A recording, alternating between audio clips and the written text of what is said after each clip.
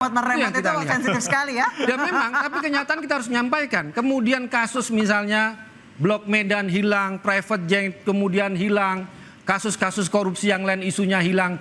Semuanya tajam kepada PDI Perjuangan dan Sekjen Perjuangan, tapi tumpul pada kasus-kasus yang lain.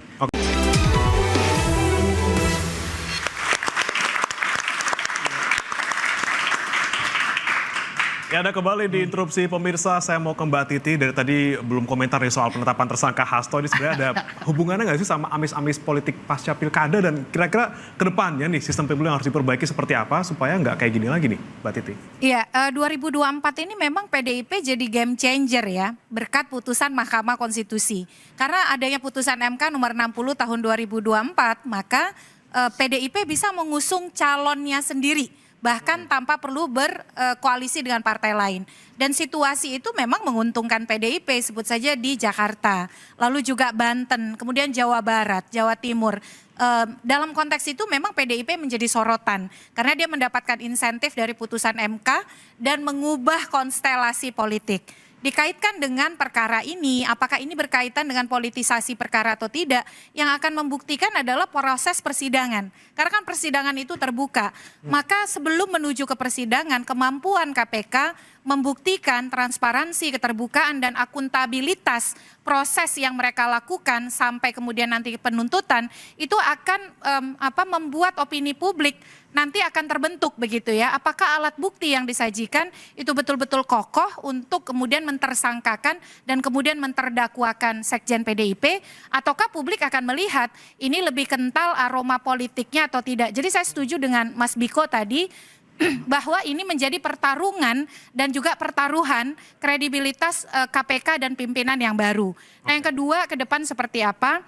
2025 RUU Pemilu dan juga RUU Pilkada, revisi Undang-Undang Pemilu dan revisi Undang-Undang Pilkada masuk prolegnas, akan diubah. Kalau saya sih apapun pilihan sistem pasti ada kelemahannya. Tetapi yang kita harapkan, kalau kita memang memilih sistem proporsional terbuka, kalau sekali partai sudah mencalonkan calon dengan terbuka, siapa yang mendapat suara terbanyak itulah yang dihormati. Supaya kita tidak sibuk dengan hal-hal yang seperti ini. Itu. Baik, saya ke Mas Agung. Mas Agung, ya. PDIP 2025 akan dilanjut ke perang dingin di legislatif atau akan lebih cair bergabung dengan pemerintah? Tapi kalau lihat dari tadi Mas Guntur sih kayaknya ngegas ya. Iya, tapi melihat PDIP di DPR dengan di partai itu saya hari ini kok beda ya. DPR itu ada Mbak Puan. Iya, PDIP yang di DPR dengan PDIP yang di panggung TV beda ya? Beda, DPR itu ada Mbak Puan, tapi di partai ada Ibu Mega. Jadi ketika melihat PDIP hari ini kita melihatnya tidak tunggal. Harus dalam perspektif yang ya multi perspektif gitu. Karena bisa jadi ya check and balances tetap jalan, tapi di saat yang sama kritisme juga bisa. Gitu. Kompromisme. Ya, artinya apa? Saya berharap momentum Harun Masiku efek ini bisa menjadi arahan bagi PDIP untuk dengan maksimal menghadapi proses hukum seprofesional mungkin. Kemudian bagi KPK bagaimana caranya mengembalikan kredibilitas lembaga ini yang di era sebelumnya itu sangat terpuruk sekali. Di banyak temuan lembaga survei, biasanya KPK itu tertinggi, terbagus, image-nya, persepsinya, citranya. Tapi di banyak temuan lembaga survei sepanjang periode kemarin itu sangat buruk seperti itu. Jadi saya berharap momentum ini bagi PDIP bisa lebih baik secara institusional karena peran yang baru sebagai oposisi bukan berkoalisi, tapi bagi KPK jauh lebih penting bagaimana seprofesional mungkin, sekredibel mungkin menunjukkan kepada publik. Menurut Anda dengan pengungkapan kasus Harun Masiku ini bisa mengembalikan nama KPK? Harusnya bisa, dan mengungkap kasus-kasus lain yang hari ini menumpuk pekerjaan rumah. Nanti akan dibongkar oleh Mas Guntur Omni CS ya? Bisa jadi Mas ya. Nunggu kapan nih Mas Guntur kira-kira? Tunggu video-video selanjutnya. Tunggu video. Tapi kalau di internal sendiri nanti 2025 seperti apa PDIP? Ya kita tetap solid Mas, karena kan kita mau menghadapi Kongres dan kita melihat bahwa persoalan. Tapi tadi kayak ada dua wajah itu tuh kenapa? Oh enggak. Di parlemen kita juga menyampaikan aspirasi masyarakat misalnya yang kritis terhadap kenaikan PPN 12%. Ya, cuma kan gara-gara tersangka ini kan kemudian isu itu kemudian hilang. Kemudian saya sampaikan tadi juga soal penggeledahan gedung BI, bahwa di situ sudah disampaikan oleh Deputi Penindakan ada 2 tersangka dan katanya bocor ke publik itu ada politisi yang sekarang berkuasa. Kemudian 2 hari setelahnya diralat oleh seorang jubir KPK. Pertanyaannya, siapa yang meremote KPK? Apakah kita masih bisa percaya kepada lembaga yang tidak profesional seperti ini, menyampaikan sudah ada 2 tersangka, kemudian diralat, kemudian setelah itu menetapkan Sekjen PDI Perjuangan sebagai tersangka atas kasus yang sangat lama, fakta pengadilan semua bisa dibuka di website Mahkamah Agung. Soal remote-meremot yang itu kita lihat. sensitif sekali ya. Dan memang, tapi kenyataan kita harus menyampaikan. Kemudian kasus misalnya Blok Medan hilang, private jet kemudian hilang, kasus-kasus korupsi yang lain isunya hilang. Semuanya tajam kepada PDI Perjuangan dan Sekjen Perjuangan, tapi tumpul pada kasus-kasus yang lain. Oke. Makanya dianggap inilah yang disebut dengan politisasi, inilah kriminalisasi. Apalagi Ketua KPK menyampaikan ada bukti. Orang Toraja ada jadi caleg dengan Sumsel. Ini tertawan publik, sorry aja gitu loh. Oke. Itu jebakan sebenarnya untuk Ketua KPK. Ini alasan yang menjadi bahan tertawan publik. Itu kalau Oke. bagi saya. Silakan Mas Yudi langsung. Ya, bagi saya ketika pimpinan baru ini ya sudah menerapkan standar tinggi ya di dalam penetapan tersangka, artinya seharusnya ini bukan yang pertama dan terakhir. Jangan layu sebelum berkembang. Saya sepakat dengan Mas Guntur ya, itu kan permasalahan-permasalahan di pimpinan yang sebelumnya.